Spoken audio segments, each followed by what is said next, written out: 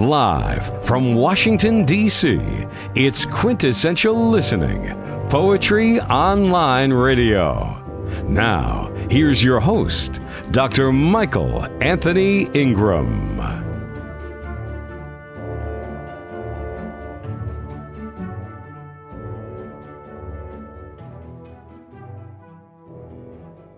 Hello, everyone.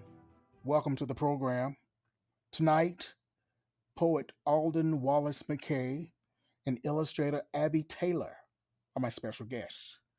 These two artists will share their insights, unique experiences, and best practices for collaborating. So without further ado, I give you Alden and Abi. All right. Hello, Dr. Michael Anthony Ingram. Thank you so much for having me and Abi on the podcast. I really appreciate it. Yeah, we're excited to talk to you today about our first novel, a book of poetry called Endless Nights.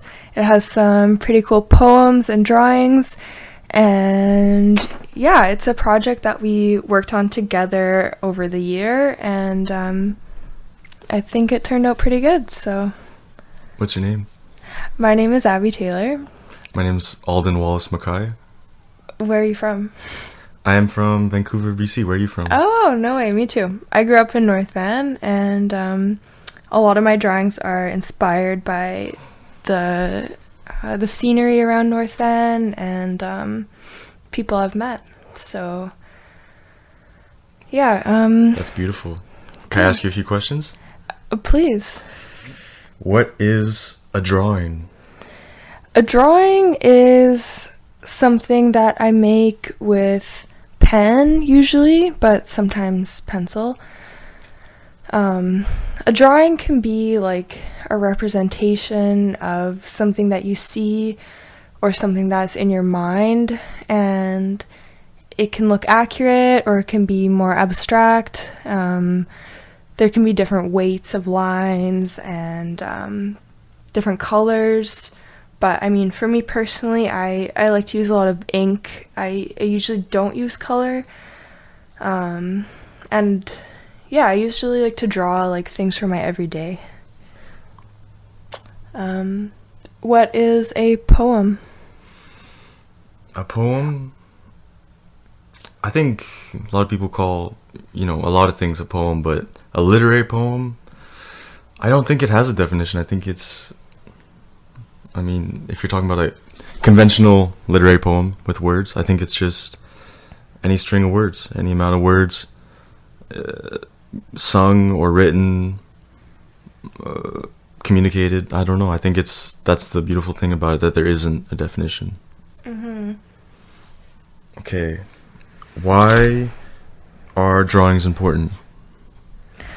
I think drawings are important as a medium to express yourself and convey an idea. I think they're important because they're different than a photograph. They can capture a feeling in a different way and just convey cool messages, make people feel certain ways, and I think that's important. Why is poetry important, Alden? I think poetry is important because, well, speaking from my experience, I feel like it's something that's beautiful about poems or poetry is that you can read works from authors anywhere in the world, of any age, of any identity, and it can help. I think it's comforting to know that if you read the way someone expresses themselves, that you're not the only person that feels that way. Mm-hmm. And if you read old literature, a couple thousand years old, I think it's even more comforting when you find out that people have been feeling a certain way for that long, that it's just something that's recurring. And I think that stories, narratives, we're talking about poems, but I think poems, like old literature, is just poetry. New literature is poetry too, if you call it. Certain novels can just be long poems. People look to parables for help out of certain situations that they're in, emotional, mental.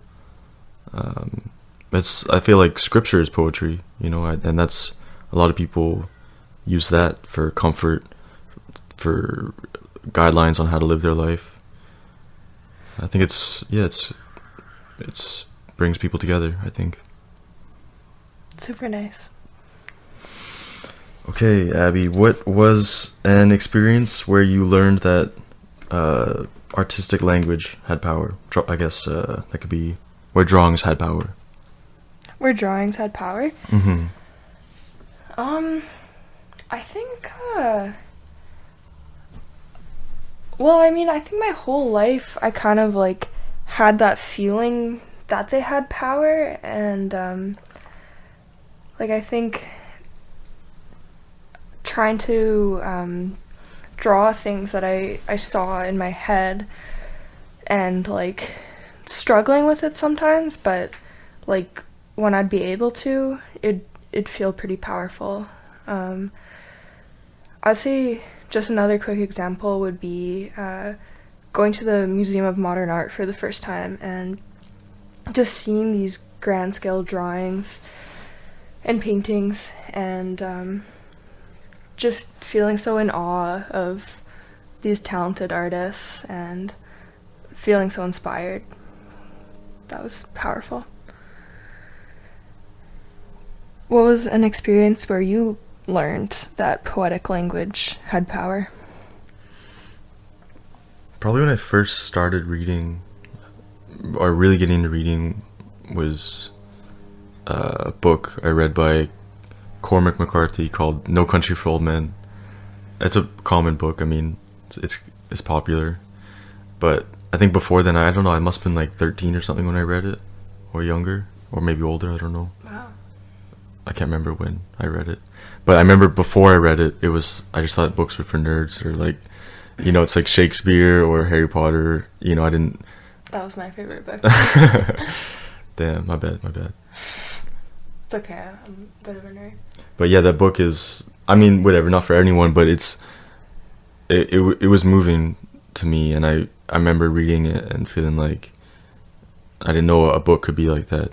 I thought books had to be just, it's like if the first time you heard a song that wasn't on the radio, kind of like not mainstream, not popular. What was so special about this book? I liked that, as I was saying earlier, I think a book can be like a long poem, and a lot of older books were just long poems, but it just the way it was structured and the language, that there's no quotation marks or very little he said or so and so said, just writing, and very dense language, very very economic with word choice, not really holding your hand. And the bad guys win at the end, which I love. Yeah, that was cool. I always love when bad guys win at the end. Okay, we're gonna take a brief pause to read some poems from our book called Endless Nights. So I'm gonna start with a poem that's called This Hasn't Been Fun for a While Now. Kind of like being in the steam room of your local rec center for far too long, dumping sweat like a zombie with nothing at all on your mind. Strangers on the bench next to you, clouded, faceless, masters of moderation. They come and go often. You don't care to know any of them. Even though you know it's what needs to be done, even though you know that this is not something that somebody else can do for you, you still can't stand up and go dunk in that cold pool, no matter how great a feeling you know it will be. Meanwhile, time bleeds on, and no one is waiting for you to make up your mind. Okay, I'm gonna read a poem called Hell. At Christmas time, standing behind the till, with a scanner in my hand, I've seen the onslaught of strangers, holding flat screens and Lego, throwing fists over discounts, elbows abound, spit flying from accusations, and a look in their eyes like a hunger I've never known. I've been face to face with furious mouth breathers who I'm still not sure even existed. So now, when asked, I say, sure, I believe in hell. Why not? Beautiful. So, Alden, all great writers have great writing influences. Who are some of yours? And what makes them great in your eyes?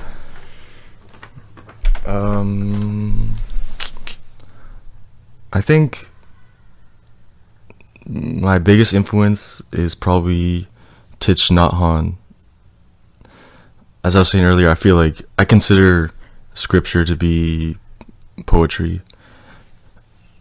And maybe, they're not pieces of poetry in a conventional sense. It's like, it's philosophy, but I consider it poetic in the way it's beautifully written, and also in the subject matter, what he's speaking on.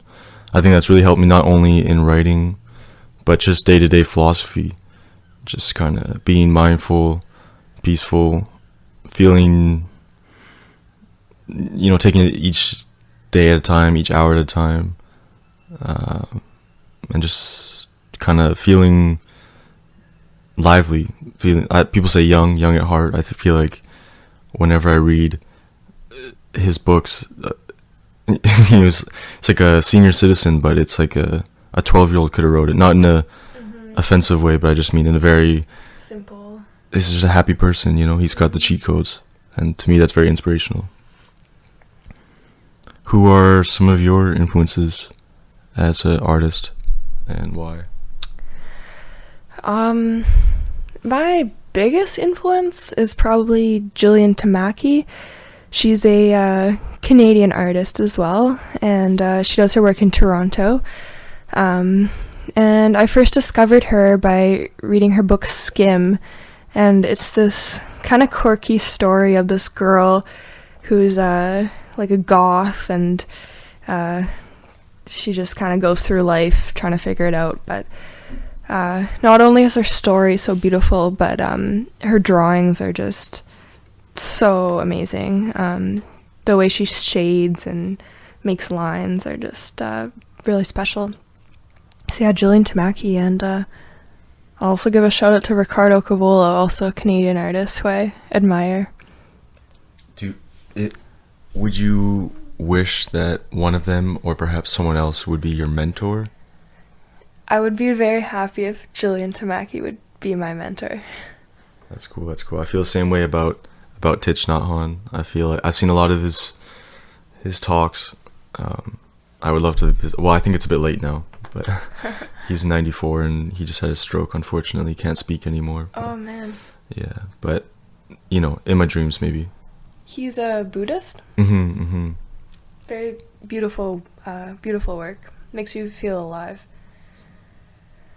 Can you describe a bit your relationship with poetry? How has it developed and changed throughout your life? Well, I didn't really start writing poetry, a little bit, but until last year when you came to me with the idea for this project. I don't know if you want to speak a bit on it, with the original concept or the reason behind why we made this book.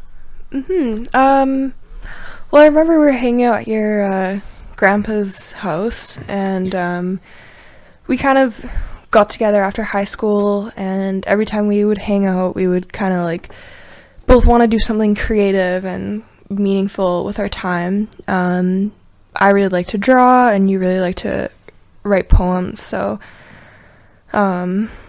it seemed like nothing that I'd really seen before, but we kind of thought it might be cool to blend our both of our professions. And before this project, I wasn't much of a reader of poetry, so I feel really blessed to have become more open to the world of poetry. And thanks for sharing your work with me. Thanks for the opportunity. I feel like as I was saying, I didn't really write too much poetry before then, or even read any, but we were meeting up like every week and I love that we were sharing our pieces back and forth, and it was inspiring to me to read more poetry and to write it more often. And I think, I don't know, it was fun. If anything, I think it's impossible for me to look back on any of the poems in the book and be 100% satisfied with it, but I'm glad that we had fun while we were doing it, because looking back, I remember that, and because of it was a fun experience, I don't regret any if any of the poems were a bit off. If they could have had a bit more thought put into them, it's alright with me, because it was a fun time. I think a lot of art is like that, where you look back and wish you could change something, but of course you always can, but I mean, once it's published, it's a little bit harder, and I think you just have to like accept where the work is. I think if we didn't decide for a time for it to be finished, it would never get finished. For sure, I completely agree. I think it would, was it September to December or something like that we did everything? Yeah, I think we started exactly 1 year ago to today almost, so it's kind of a little special anniversary today. Almost, yeah. I can't remember exactly when, but if you say so, I believe you. Okay. Okay, another question. Describe your relationship with drawing. How has it changed and developed throughout your life? Yeah, I guess I kind of touched on this at the beginning, but as a kid, I would draw kind of like as a necessity. I would just was kind of like a nervous kid, and I felt like drawing would always calm me down, and to this day I still feel like drawing kind of has the ability to make me feel really present, and but more than that, it's kind of grown to record my life, and I keep these sketchbooks, and I like make notes in them and lists and drawings, and it kind of it helps me keep track of my day-to-day, and life can get so crazy, but if I can draw a couple times a week, then I feel successful. I want to say something quickly about one of the previous questions. I said that Thich Nhat Hanh may never be the mentor because of his age, but I feel like he'll always be a mentor because of all the work he's done, and I can always pick up his books anywhere in the world or watch his talks online, so I consider him a mentor. He's a special guy. Yeah. Anyways. Okay. Abigail, I have a question for you. They say that to see the world with complete honesty, one should look to comedians, artists, and poets. What do you think emerges naturally from your work?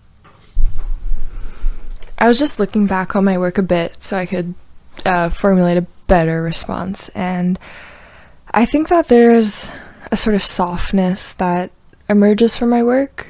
Not a lot of too harsh of lines, kind of a bit of a layering of blacks, but also a lot of white space, and I usually just draw stuff from my day-to-day, so the topics aren't too serious, pretty mundane, but I think there's a softness, there's a lightness that emerges. What would you say emerges naturally from your work? I think that output is a result of input, and I think that I'm very fortunate to know some very beautiful people, some friends and family, and to live in a really beautiful city. I guess my geography, my friends and family, and I think that's it, actually. I think just having good friends and family really inspires me, and I think that, whoever I'm so fortunate to know, they inspire me. I think that comes out in my work. I don't know. Is that a good response? Yeah, I think that's honest. It's nice.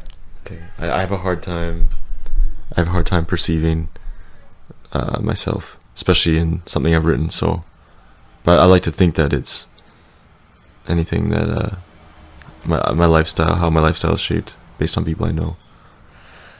Do you want to read a poem? Oh yeah. Should we take a break? and read some more poems, Abby? How do you feel about that? Yeah, I think let's give the listeners some good poetry. Okay. Okay. I'm going to be reading a newer poem of mine. It's called When I Was 21. When I was 21, I lived on a farm in the east, a sprinkler system, my alarm clock. We and us had been reduced to I, and I combed for truth among the green and brown aisles, the spinning clouds, the snow drifting and landing in my hair. At night, ribbons of pitched fire rose into the black rain. I've been wondering if the road ahead leads just where you choose it to, and what in this world you could call perfect.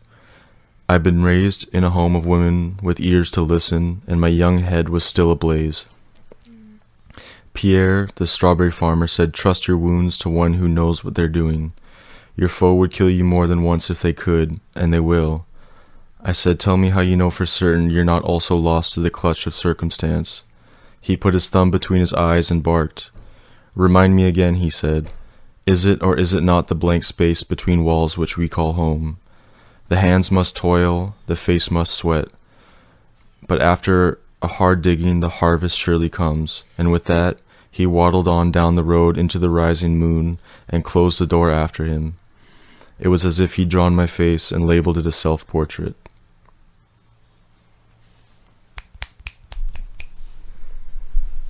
I'm going to read a poem called Time Permanence. This one is from our debut, Endless Nights. Gray ripples on the dark sea, now dissolving into diamonds, as the sun sets and thaws my heart and comforts my bones like a blanket made of, oh my God. Steam rises from this coffee, and my friends are here, but my mind still wanders. Dark days ahead, perhaps, but right now I feel good, I say, and right now that's all that matters. All right, Abby, I have another question for you. All right, let's hear it. What are your 3 favorite words? That's a tough one. Off the top of my head, I do love the word growth. It symbolizes a lot. I like the word connection. And why? The word connection? Mm-hmm. I think it's I think it's so important in life to feel connected to others, and the term itself is like visual of like a physical connection and a spiritual one. So I think it's kind of cool, sort of abstract. And I do like the word abstract as well. It's I don't know. It's sort of confusing, so I think I'm still trying to like grapple with it, but I think it leaves room for it to be open as well. All poets have several words that come up over and over again. Words or sentences that they just can't help but use in their work. What are 3 of your absolute favorite words? Good question, Abby. Thank you so much. Mm-hmm. 3 favorite words? I like the word convention. How come? Because I think that it's implied in the word convention, well, it has a negative connotation. I think that every time I hear that something's a convention, Or like conventional. Yeah, it's like saying that's just the way it is, which is nothing should ever just, that shouldn't be an answer for anything, I think. So when you hear that something is conventional, it's like safe, accessible, you know, that's just the convention. That's just the way we do things. I don't like that. So I like the word in that in the single word, you can kind of, you can see that there's a problem here. Does it come up a lot in your work, the word convention? I don't think so. Maybe. I'd have to reread them. I hope not. There might be a couple conventions sprinkled in there. Do you have another word that's often peppered in throughout your writings? I feel like the word God comes up sometimes, but I don't want to put words in your mouth. Yeah, I'll speak for myself. Thank you very much. No, I believe it. That makes sense. I think God, the word God, Allah, Buddha. I mean, that's a big topic, but I think that I kind of use them interchangeably. Personally, not to say that they all are interchangeable, but maybe it's conventional to just stick with the word God instead of any other one. But I think I switch it up a little bit. I think it by my own definitions, it's a real. It could have a lot of definitions. There's a conventional definition of the word God, or there's you could use it as a placer for unknown, or the order of things. Yeah, maybe that's a good word. Okay. I don't know the etymology of it. I wish I did. Last and final word. No pressure. Maybe belief. Not necessarily religious belief, but I think beliefs are very important. Beliefs you have about yourself, core beliefs, you could say. The secular beliefs. I think that they can be harmful or positive. You could have very positive beliefs about yourself, which actually lead you towards those beliefs coming true. If you believe that you're gonna get to where you want to be going, then you might actually get there. Or if you believe that nobody likes you at all and you don't have any redeeming qualities, then that's probably not a great thing to believe about yourself. It might actually reinforce itself. Mm-hmm. So I think that, yeah, I don't know. I like that word too. I like a word that I wish I was more prepared, but I think a lot of words need unpacking. They allude to just a history or a philosophy or a community or something systemic. So I think I wish I had some better words, but those are just the first three that came to my head. Mm-hmm. Those are good words. I like belief as well. Thank you so much. Alden, what do you see as the role of a poet in modern day society? Not postmodern, just modern. Not postmodern? Just regular modern? Okay.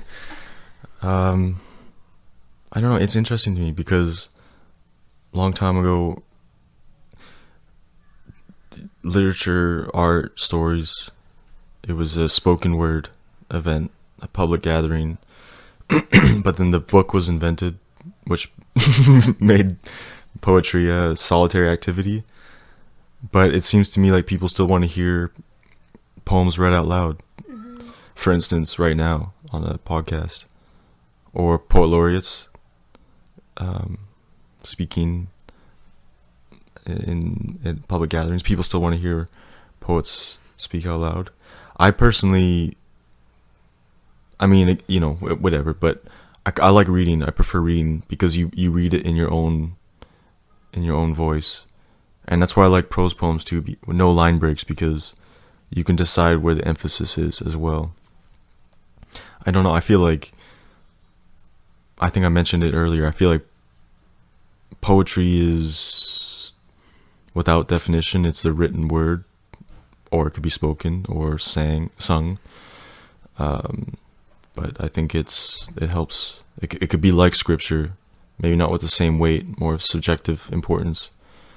But I think that it's comforting, especially when you're reading something by yourself, and you're confirmed, or some belief is negated because of what you read that someone else is feeling. I don't know. I don't have the full answer to that question, but that's what I feel at the moment. Mm-hmm. What do you think the role of artists, visual artists, or illustrators, drawers, have in society today? Well, I think a lot of the time now one of the main roles is in marketing and advertisements, which is, it's kind of inevitable. But then I think a lot of the times too, art that isn't sold or commodified can also bring people back to themselves a bit. And yeah, I think that's really cool when viewers can kind of like get an experience from an artist's work that's not just about selling a product, which it often is, but I think it can definitely be both. And yeah, I think artists help make the world more beautiful as well. That's nice sentiment. Thanks. Should we read some poems? We could. Or we could. Would you like another question? You want to just get through these and then we can read some more? Or you want to... Sure. Yeah, actually, I do have a question for you. Oh, what a coincidence. What do you hope readers get from encountering your poems?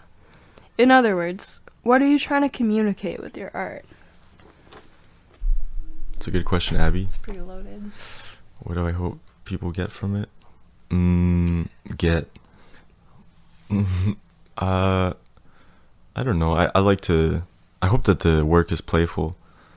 I don't like the feeling of reading something where it's someone poured over every single, comma and word and made it like an exercise of discipline, or like some grandiose, they got some complex where they think that they got to write the most perfect thing that's ever been written, that it's all a competition, that every year you got to write a better poem, or you gotta, there's so much, I don't know. I hope that it's playful, that the work is playful, and it's just a little thing that you can read and whatever, you might laugh or just pause for a second or neither. I don't know. I think my favorite type of poems are just the ones where I can kind of, it's not so confined. It's just, it is what it is. I like that feeling of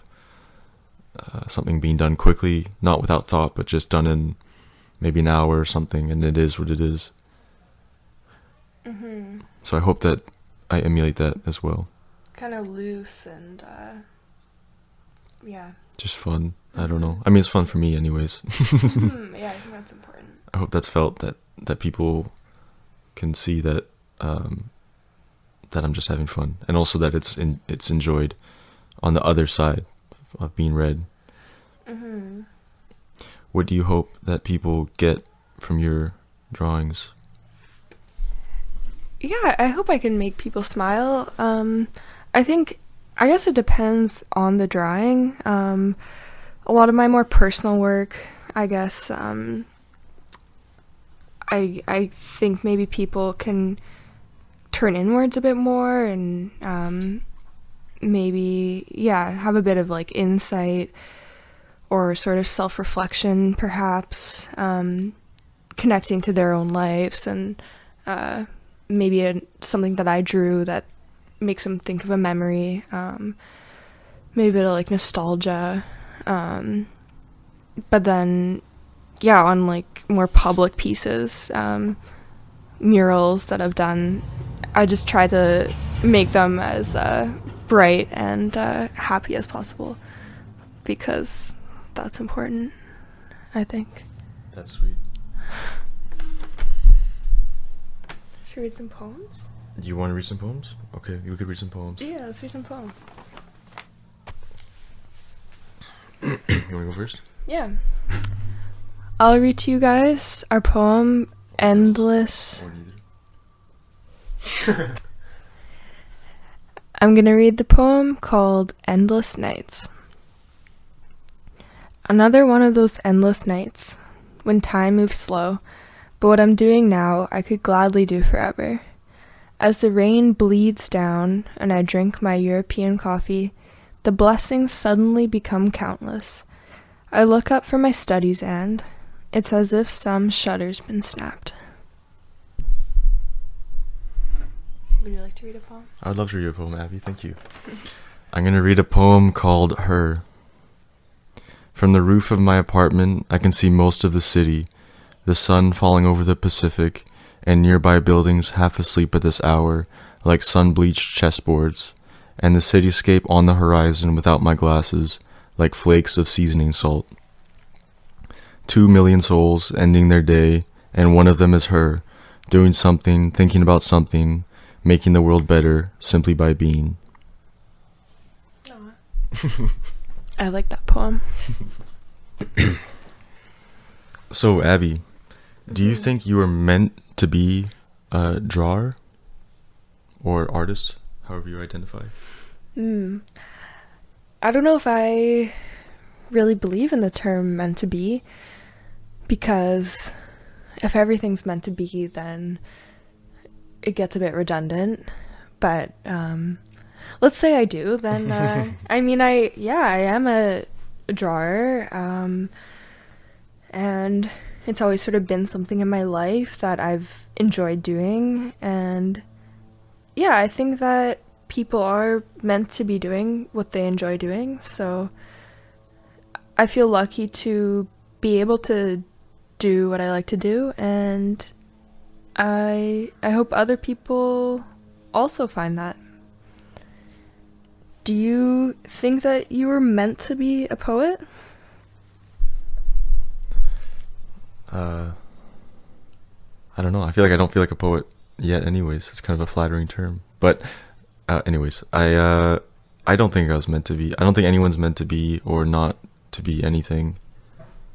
I think that you make those decisions. But that's just my opinion. I think we're both philosophers. Damn. I don't know. I think whatever I think is not necessarily the answer. I think that it's a good thing to think, to contemplate both, whether you are meant to be something or not meant to be something. But I like to think that that's a tricky one. I think that sometimes you get an idea, you get a dream, so to speak, and something that you want to see for yourself or that you want to do with your life, and it's up to you to make that come true. But at the same time, you didn't decide to have that dream, and I don't know where the dreams come from. That's my answer. Beautiful. So, what is next for you creatively? Is it for me or for both of us? Yeah, you can ask me after. Okay. Or together. We could say what's next for us? I don't know. Yeah, you want to do us, both of us, and then individually? Oh, yes. Yeah, so what's next for us creatively? Are we going to do another poetry book? Maybe dinner? I was kind of craving Annie's, actually. Do you have some of that? We could have dinner. That could be a creative activity, making dinner, or walking to get dinner. I'm trying to save money, but I'd like to go for a walk for sure. That could be a very creative thing. Well, I mean, it could be cool to make another poetry book. I think it would be easy to copy the same style that we've done, because I think it worked really well. But it could also be fun to kind of play around with a different format. I remember this one time earlier in the summer we were chilling, and I thought that maybe all the poems could be written in pen, and I don't think you like that idea very much. I don't think anyone would be able to read my handwriting. I could write it. Yeah, maybe. That might be a play. So, who knows? We'll see. I think, do you want to talk a bit more about your personal projects, or? Sure. I think what's next for me? Hopefully something. I think I've been getting more into poetry than I have been even at the time of writing this book. I think that was I didn't expect to be so engaged in it. That was really fun, so I'm still enjoying myself. You're going to be moving to Victoria. Yeah. Maybe write some different island poetry. Yeah, or none at all. Mm-hmm. Who knows? What about you? Do you have any other creative aspirations coming up?